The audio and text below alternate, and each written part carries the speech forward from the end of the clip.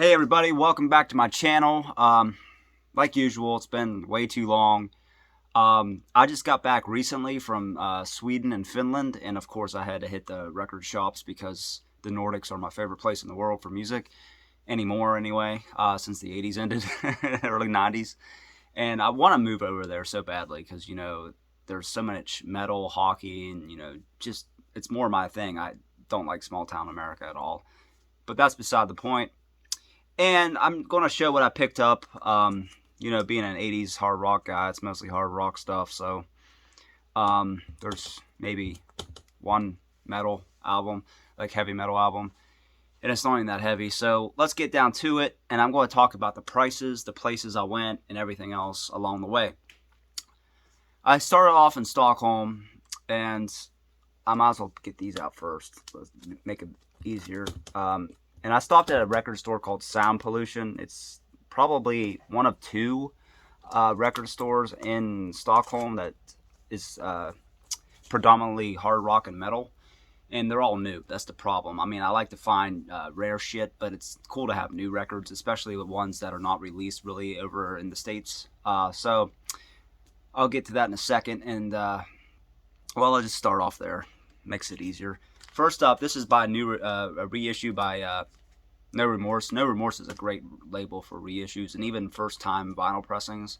Like they have like the '90s Y&T albums, for example, on there. And this is one they just got it in the day of. I was there Halloween, and he just got this in the same day. And that's the first Quiet Riot album reissue.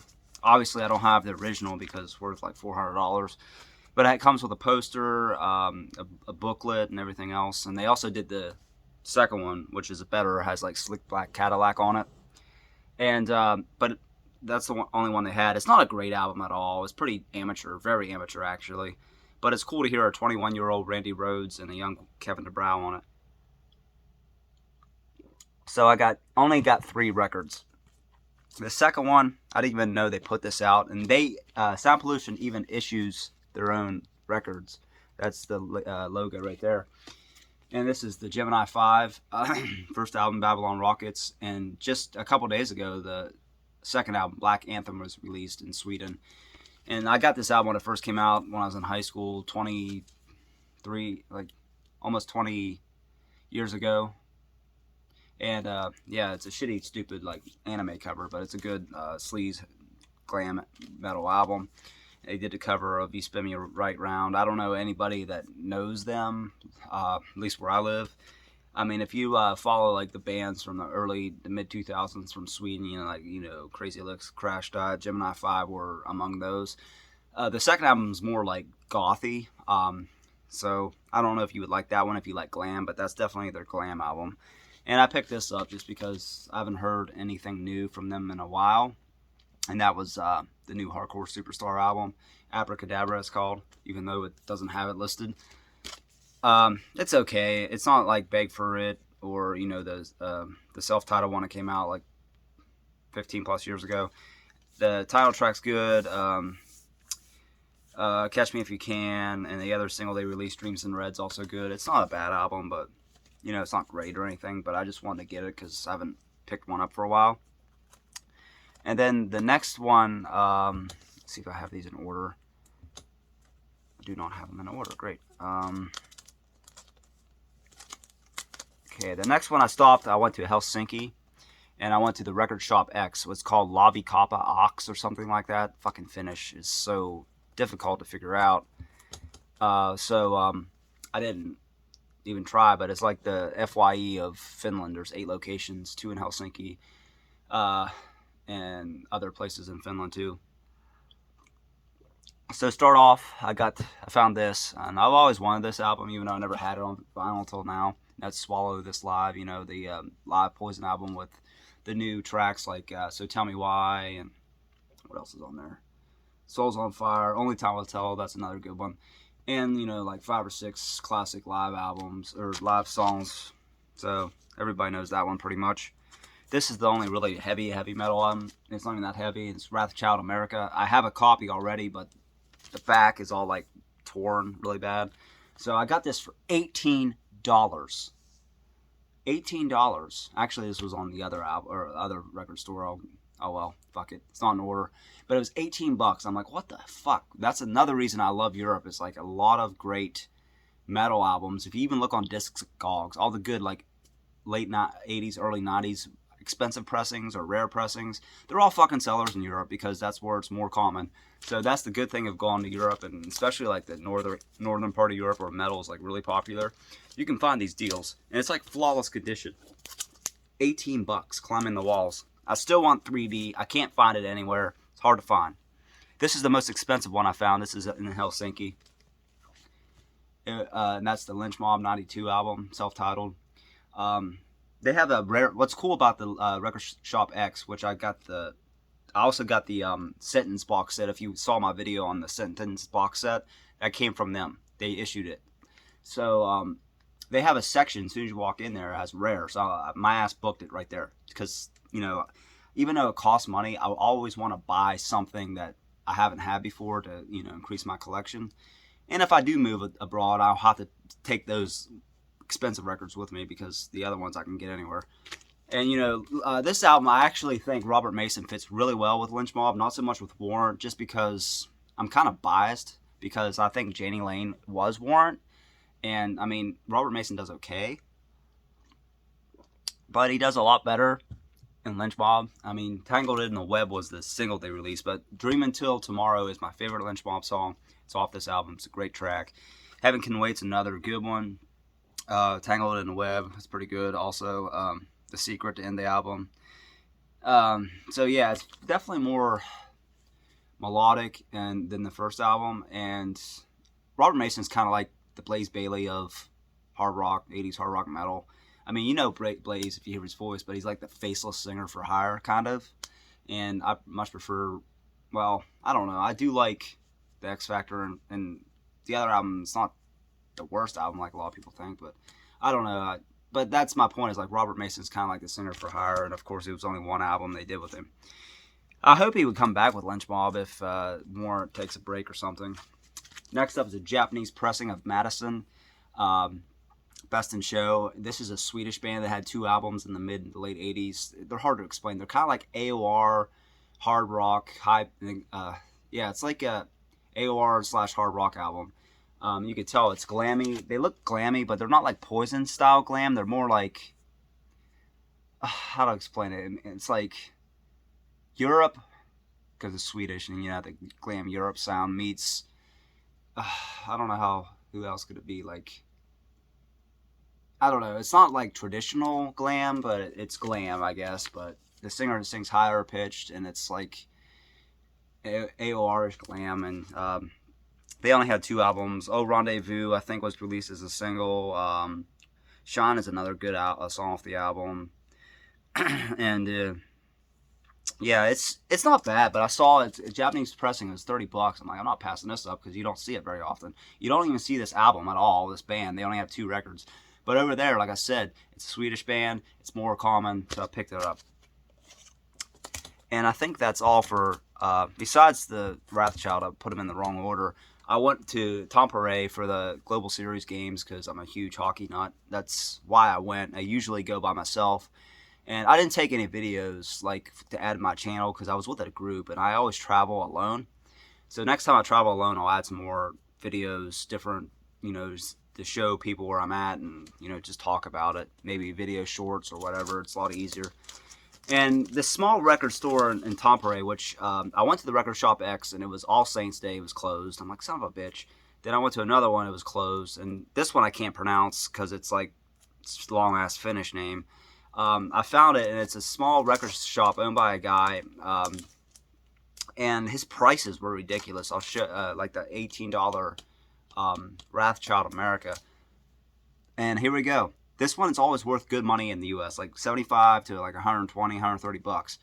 And that's adrenalized, right? $36. I say dollars because euros is the same price pretty much. 1 euro equals $1. 36 euros. So it's basically 36 bucks, under 40 bucks. I'm like, what the fuck?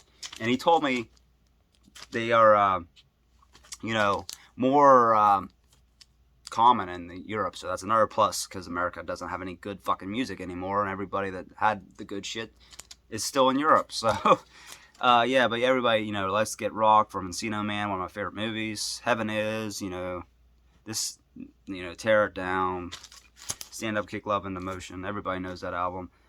This one I got for, I think it was $15, good deal. I'm a big Magnum fan, and I had all the other ones previously to this, like,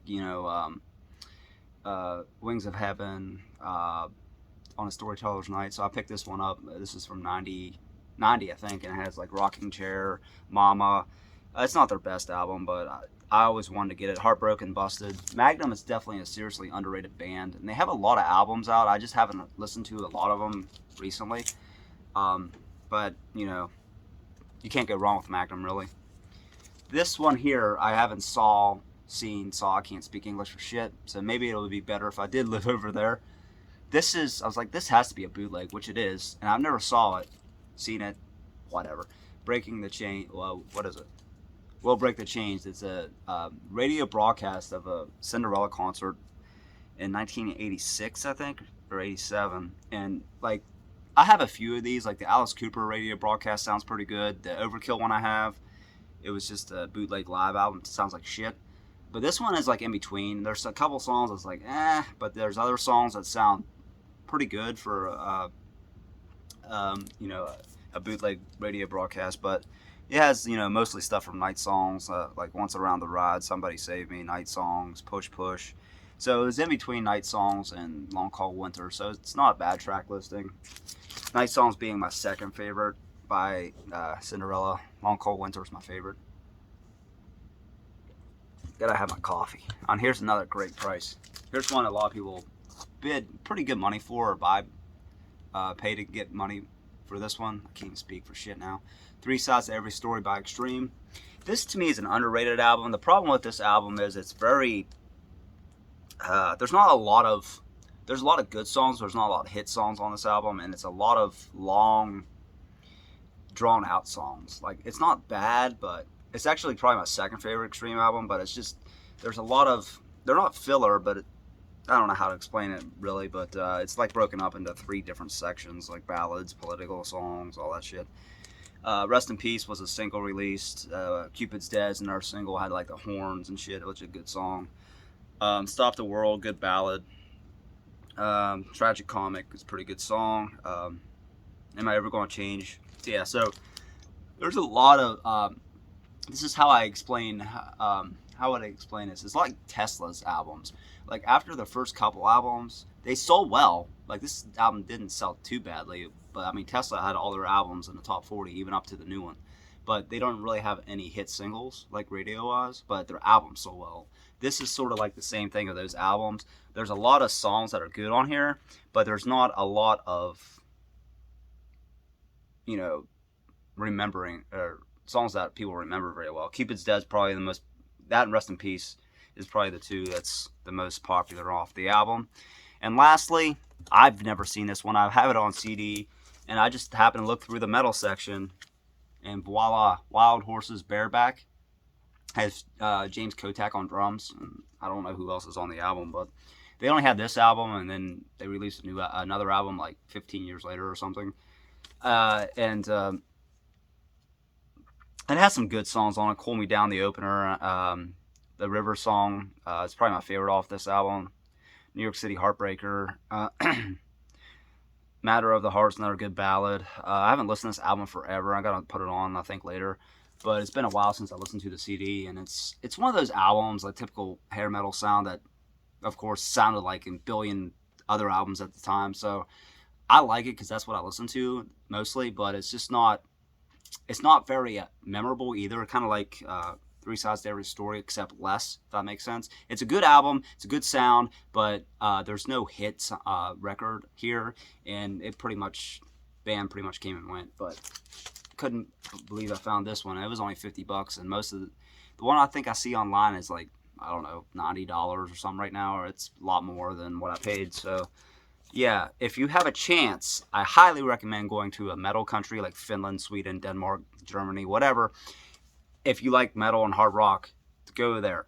Because I've been to ones in Iceland. Denmark had an all-record store and hard rock store. It was really small, run by one guy.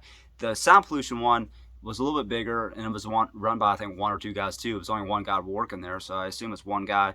It had a lot more titles though. Um, but yeah, like Finland had everything, but the used record shit that I went to, the used record store, it was all it had everything, but the metal section was so cheap. I'm like, holy shit. And then of course you have the Record Shop X, which is like the FYE, Sam Goody, whatever of Finland. You'll pay a little bit more money there, but they have a lot of rare stuff, like their own rare section. So I highly recommend going to a metal country if you like metal. And, that's one of the reasons why I want to live in Europe. The system, the hockey, the food, the beer, the metal. And, you're close enough. I'm a cultural guy, so I take a train ride and go to a different country in a couple hours. Here, good luck. You have to drive 2 days to go across, 3 days to go across the damn country. So it's just, I don't know. I feel like I was born in the wrong era in the wrong place, but what can you do? Anyway, thanks for watching. I promise I hope to get a new video up soon. I'm thinking I want to do like a movie one next again. So I wanted to update all you guys with what I got overseas and some of the prices and everything else, as it's been a while. I'll put a link in the description at the end here of, not in the description, it'll just pop up of, like I do previous videos. Please subscribe, it always helps me. I'm trying to get my channel more people out there, but it's a slow process. If I do traveling videos, it would probably be a lot easier because tons of people watch travel videos, but I don't know, I need to do podcasts or something. But anyway, keep on rocking. Thanks for watching, and I'll hit you up next time.